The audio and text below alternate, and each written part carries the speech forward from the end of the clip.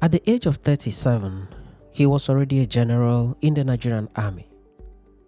At that age too, he ascended the seat of power as Nigeria's military head of state. He was from Kano State in the northern region of Nigeria. He was married to a Yoruba damsel, Aguiyi Mohammed, and together they had 6 children.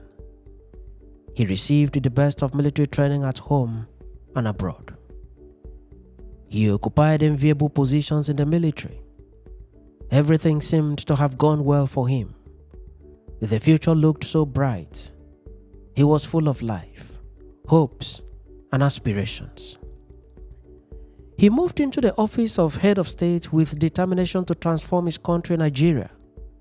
He extended his vision abroad and insisted that Africa must be free from all forms of colonialism and from all forms of racial discrimination and apartheid. He was the brain behind the creation of a new capital territory for Nigeria in present-day Abuja. He also took on several projects and made huge projections for Nigeria's future. But he would not be alive to fulfill his dreams, the dreams about his personal family, and the dreams about his provision of quality leadership for Nigeria. On the dot of 200 days only as head of state of Nigeria, Murtala Mohammed, one of Nigeria's finest military men, was brought down by a volley of bullets. The bullets pierced him all over, from his head to his chest, to his belly, to every other part of him that you can think of. It was a massacre. Murtala Mohammed died on the spot. The assassins made sure he was dead before their escape. The news was heartbreaking to Nigeria, Africa, and the world. But in reality, the curtain had fallen, and General Murtala Mohammed's earthly journey was brought to an abrupt end. In this edition of Back in History, we take you back in time to the life and times of Murtala Mohammed, his career in the Nigerian army, his impacts, the criticism about him, particularly in the Asaba massacre story during the Nigeria-Biafra Civil War, his exploits in leadership, his dreams for Nigeria, his assassination by a volley of bullets, the transportation of his corpse by air from Lagos to Kano for burial, the succession activities, and many more. Welcome to this edition of Back in History. The date was 13th February. The year was 1976. The location was Lagos State, Nigeria. It was on a Friday. It was in the early hours of the day. Workers and businessmen and women had left their homes and were on the streets of Lagos, heading to their workplaces and to their business places. Murtala Mohammed was the head of state of Nigeria at the time. He was also on his way to work.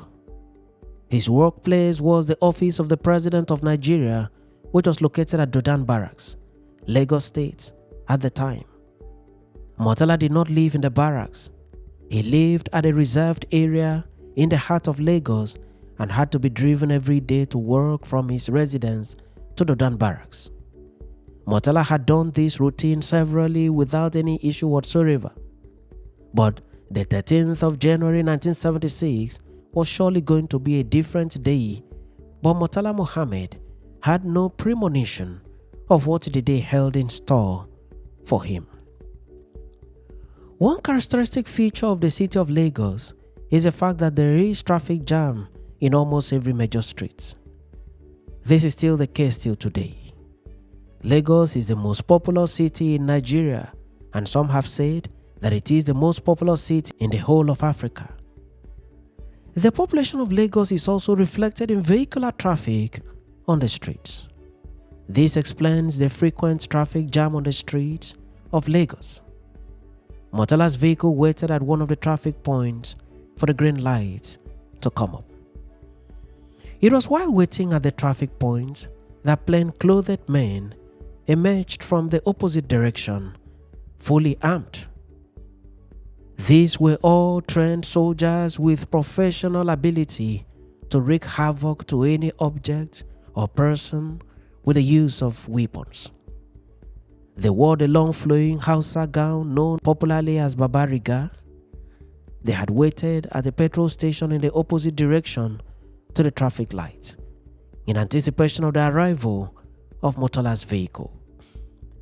They buried their weapons in their long flowing gowns and stood innocently at the petrol station while keeping watch for Murtala's vehicle. They knew the vehicle very well. It was a dark-colored Mercedes-Benz saloon car with a star flag in front and a coat of arms of Nigeria at the rear. On sighting the vehicle, the assassins moved to the traffic jam and opened fire directly at the head of state. Several shots were fired at close range. The vehicle was not tinted, and so it was easy to see where the head of state was seated. A volley of bullets were then poured directly on him, and in just a matter of minutes, General Murtala Mohammed, Nigeria's third military head of state, was left in a pool of his blood. He died on the spot, and the assassins left his mangled body in the car and took flight, having seen that Murtala Mohammed had been effectively eliminated. Killed along with the head of state was his driver and his ADC, Lieutenant Akintunde Akinseinwa. In no time, the identity of the leader of the assassination squad became public. He was identified as Lieutenant Colonel Bukasuka Dimka. He was of the Nigerian Army's Physical Training Corps. He carried out the execution in the company of others who were also military men. The assassins were by their action experts in weaponry, as no other road user other than the occupants of the vehicle of the head of state was hit by the bullets. Only the occupants of the vehicle in issue were hit. The news of the assassination of General Murtala Mohammed was received with rude shock across Lagos, across Nigeria, across Africa, and across the world. Murtala Mohammed had only been in the office for 200 days as military head of state of Nigeria. His death was unexpected and painful to many. At this time, most citizens had fallen in love with most of his policies, which many had seen as transformational, bold, and courageous. Murtala was barely 37 years old, and for many, he was caught at his prime. There was no social media at the time of the assassination for immediate circulation of the news. There were eyewitnesses, but even then the witnesses had no means of instant circulation of the news as it would have been done today.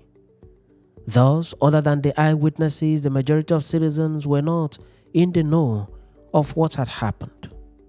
Most people got to know about the assassination via Radio Nigeria, where the leader of the killer squad, Lieutenant Colonel Bukasuka Dimka, had forced his way in to make a broadcast that Murtala Mohammed had been removed from office in a military coup.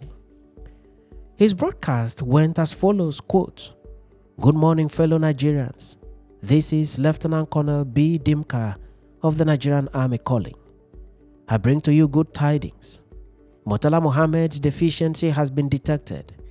His government is now overthrown by the young revolutionaries. All the 19 military governors have no powers over the states they now govern.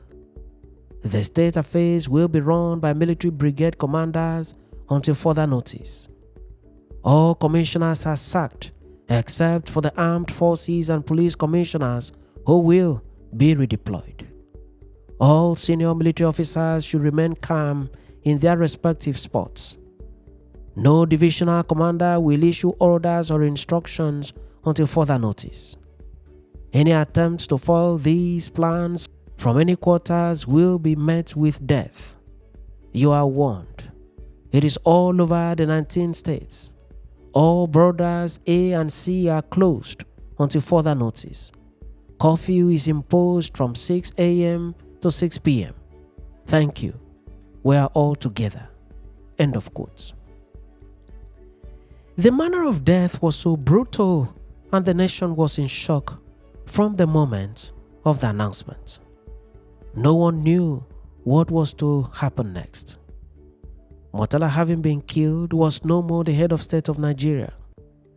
The leaders of the coup certainly had a plan on what should happen next. Maybe Dimka was to assume office as the new president. Maybe another person was to emerge as the new president. There is a theory that says that Dimka's plan in executing the coup was to enable General Yakubu Gowon to return to Nigeria from the United Kingdom and assume the seat of power once again. 200 days before the coup, Murtala Mohammed and his compatriots had removed Gowon from the office of president, and Gowon then moved to the United Kingdom, where he took admission as a student of political science at the University of Warwick. Dimka and Gowon were from the plateau. The proponents of this theory are of the opinion that Dimka was angered by the way and manner Gowon was removed from office and thus wanted to restore him to power. A part of the theory says that Dimka had earlier made a stopover in the United Kingdom to inform Gowon of his plan to topple the government of Murtala Mohammed, and that Gowon simply advised him to be careful. Gowon had since denied this. But despite the denial, the government of Nigeria demanded his repatriation from London for trial at the court-martial in Nigeria, but Her Majesty the Queen did not yield to the demand. Gowon was not repatriated. The Nigerian government did not take it lightly with him, but Gowon was out of reach. What the Nigerian government later did was to demote him in rank. Gowon has repeatedly stated that he was unaware of Dimka's plan to assassinate Murtala Mohammed. It has also been said that soon after the assassination of Murtala Mohammed, Dimka went to the British High Commission, where he met with the British High Commissioner in Lagos, Sir Martin Lequains, and told him to get in contact with Yakubu Gowon and tell him to proceed to Togo and await further instruction. The High Commissioner declined this request. Dimka's coup was largely characterized by confusion and lack of coordination. It was unlike most coups where clearly defined roles are given to the participants for immediate execution and follow-ups. Dimka appears not to have given roles to other persons that embarked on the coup with him. The assassination of Murtala Mohammed appears to have been the only well-coordinated action of the group. Every other step was in disarray.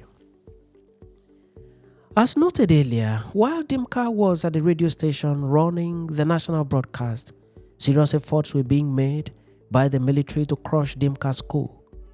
There was a counter-broadcast from Benin City by the then Brigade Commander Colonel Issa Buka, disassociating himself and other army units under him from the coup. There was also another broadcast from Kaduna and another one from Calabar by the then Brigade Commander Colonel Maman Vatsa, also disassociating himself and all his units from the coup. University students from Lagos and Ibadan immediately took to the streets to protest and denounce the coup. What angered the people was the way and manner Murtala Mohammed was removed from power, the barbaric and gruesome nature of his assassination by the Dimka group. Moreover, Murtala had taken several impressive steps in the short period of time that he was in office, and most Nigerians fell in love with him, and the coup by Dimka was greeted with angry disapproval from several quarters. The assassination was a well-planned action, and this can be seen in the relics of the official vehicle that carried Murtala Mohammed. The vehicle is riddled with bullets, leaving it with several holes. The front and rear glasses of the car were destroyed. The metal panels by the seats occupied by Murtala Mohammed was also riddled with bullets. It was difficult for anyone to have survived in the circumstance. Murtala was killed and effectively removed from office as president of Nigeria, but the leader of the killer squad was unable to take over the reins of power. As noted earlier, while Dimka was at the radio station making the broadcast, Ibrahim Badamasi Babangida, who was a colonel at the time, entered into the radio station to dislodge Dimka. Babangida stationed a battalion of his soldiers outside the radio station and went in to discuss with Dimka and ask him to surrender. He succeeded in this mission, and Dimka was effectively dislodged. Dimka abandoned the radio station and fled the scene. A side of the story says that Dimka was a lover of alcohol and this was known to many of his colleagues in the army. The story then says that Babangida went to the radio station with a bottle of alcoholic drink in his hand, with full knowledge that Dimka will fall to its intoxicating effects. Whatever the story may be, the truth is that Dimka was effectively dislodged from the radio station by Ibrahim Badamasi Babangida and his men, and the martial music that was played was immediately terminated. Dimka's broadcast was also terminated forthwith. The coup had failed, but the head of state had been killed. Sensing the consequence of his action, Dimka ran to Jos in present-day Plateau State in his bid to escape from arrest. Dimka was from Plateau. At this time, announcements were made every 5 minutes on Radio Nigeria and on every available broadcast facility for anyone who sees Dimka to either arrest him and hand him over to security agencies or to draw the attention of the security agents to his whereabouts without further delay. Dimka was aware of this. He soon became uncomfortable in Jos and then moved to Abakaliki in present-day Ebonyi State. Dimka was a smart military officer. He was able to beat the roadblocks and surveillance mounted against him. He traveled all the way from Jos to Abakaliki unnoticed. On getting to Abakaliki, Dimka checked into a hotel.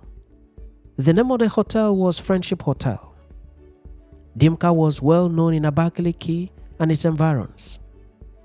Dimka had served as a soldier of the Nigerian army in Abakaliki during the Nigeria-Biafra War, which lasted from 1967 to 1970. He fought on the Nigerian side and was well known in the locality. He remained in Abakaliki even after the war and continued to work in and outside the army barracks of the Nigerian army and Nigerian government. Aside being a soldier, Dimka was down to earth with the local people in Abakaliki. He was a lover of the bottle and was seen frequently at drinking spots drinking with the people. Over time, he became well known. When the announcement was thus made on Radio Nigeria mentioning Dimka's name, it was not difficult for the people of Abakaliki to easily remember the name and the face of the person now declared wanted. The mistake Dimka made in Abakaliki on his arrival was stepping out of his hotel room to stroll down the street to buy something across the road. Upon being cited by the locals, the military authorities were alerted that Dimka, the wanted fellow, is in town. With the information broken to the army, Dimka's stay in Abakaliki was bound to be short-lived. It has been reported that as soon as Dimka arrived at the hotel, he requested the manager of the hotel to reach out to one of his girlfriends by name Ugo and inform her that he, Dimka, is in the hotel and that she should come over to the hotel and spend the night with him. There were no telephones in Abakaliki at the time and communication was difficult. The manager of the hotel went to Ugo's house and delivered the message to her. Ugo then moved to the hotel to spend the night with Dimka. Dimka was earlier given a room with iron protectors affixed to the windows, but Dimka requested that he should be moved to another room, a room without protector. This was done and Dimka stayed in the said room with Ugo. In the dead of the night, soldiers invaded the hotel and knocked on Dimka's door. Dimka sensed danger and quickly escaped through the unprotected window and ran into the nearby bush and crawled to the main road, from where he took a taxi and escaped. The soldiers could not lay hold of him. Dimka left Ugo in the room and Ugo was arrested by the soldiers and seriously interrogated. At the time of Dimka's escape from the room, Ugo was not aware of what Dimka had done in Lagos. The manhunt continued for Dimka and more roadblocks were mounted. The radio announcements continued on Radio Nigeria telling everyone that sees Dimka to have him arrested or to notify the nearest security agents. Dimka may have seen the impossibility of further escape and thus decided to hand over himself to a police officer at a checkpoint. He brought out his hands, stretched it forward, and said, in quotes, "I am Dimka, the man you have been looking for." End of quotes. Having surrendered himself, he was immediately arrested by the policeman and taken to the military formation nearby and handed over to the military. Lagos, the headquarters of the Nigerian army at the time, was immediately notified, and Dimka was flown to Lagos without delay. He was charged before a military court-martial along with those that had been arrested in connection with the coup and those that Dimka implicated in his confessional statements. Dimka poured out everything and mentioned several names. People have said that the parrot did not talk as much as Dimka did at the court-martial. He implicated several persons, and most of them were arrested and tried. On his part, Dimka stated that as an officer, he would not tell a lie. He admitted that he indeed carried out the assassination of Murtala Mohammed. He owned up to the act and faced the consequences. In the end, he was found guilty, convicted, and sentenced to death by firing squad. He was lined up along with others and shot, thus bringing his life and times to an end. It has been stated that Lieutenant Colonel Bukasoka Dimka was a proud military man, to the extent that even at the point of being shot to death at the firing squad, he commanded his junior in rank, who was assigned to shoot him, to first salute him as an officer before pumping the bullet into him. Dimka was trained in a military academy in Australia, and upon his completion of training, he was commissioned into the Nigerian army as a lieutenant. He was one of the first young Nigerians to be sent to Australia for early military training. The other person that was trained in Australia was Lieutenant Boniface Ikejiofo. On his return to Nigeria, he was deployed to several military formations in the course of his service and promoted when due until his last rank of Lieutenant Colonel. For whatever reason, Dimka had unfortunately found himself on the wrong side a number of times in the course of his service. As a young military officer, a lieutenant, he is said to have pursued his senior in rank, Major Samuel Ogbemudia, all the way from Kaduna to Owo in Ondo State with intent to have him shot. The story has it that Major Samuel Ogbemudia, as Brigade Major at 3rd Battalion, had detained Lieutenant Dimka for violating an order forbidding unauthorized troop movement. Under interrogation by Ogbemudia, Dimka complained of ethnic victimization and was subsequently released by Ogbemudia. Angered by the treatment, Dimka hatched a plot to kill Major Samuel Ogbemudia. He disclosed the plot to his close friends, and same was leaked to Ogbemudia by Major Abakiari and Colonel Hassan Katsina, who quickly provided an escape Land Rover for Ogbemudia armed with submachine gun to escape.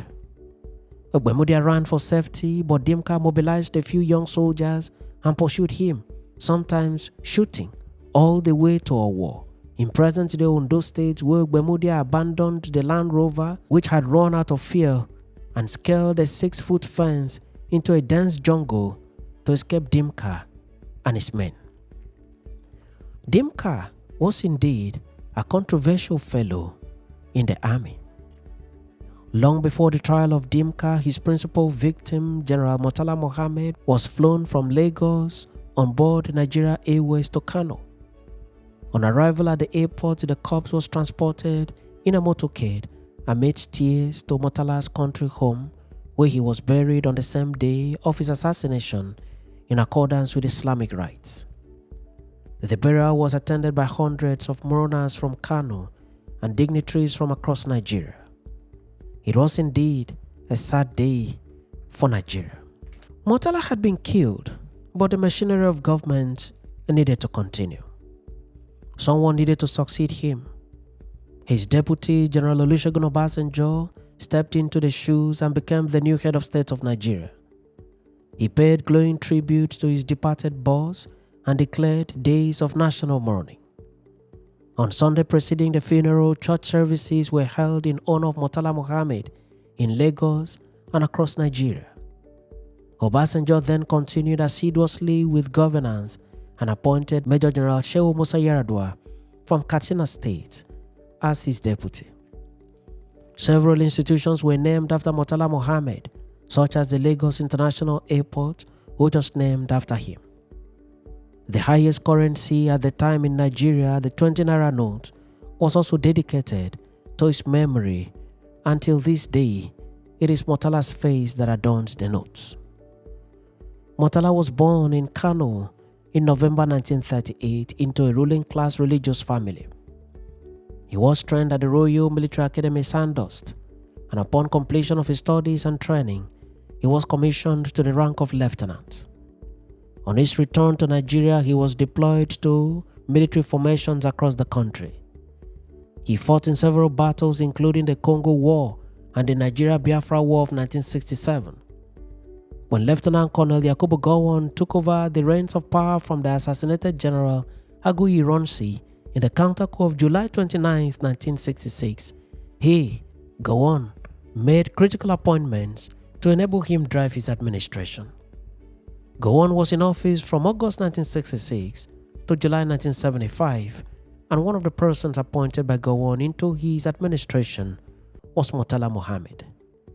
He was first appointed as Inspector of Signals at the Army Headquarters at Apapa, Lagos, and in later appointment as Federal Commissioner for Communications. Murtala was married to a Yoruba lady, Ajoke Mohammed, and together they had 6 children, namely Aisha, Zachary, now deceased, Fatima, Abba, also known as Rizkwa, Zeliha, and Jumai. Ajoke is still alive at the time of the making of this video. Murtala was only 37 years old at the time of the assassination. He will be remembered in the history books of Nigeria and Africa for many more years to come. Thanks for watching this edition of Back in History, and do remember to subscribe to the channel or follow the page for regular notification on every new video. I am your friend and host Ekeminudim, wishing you the best of time as you continue to accompany me through the historical narratives of the continent of Africa.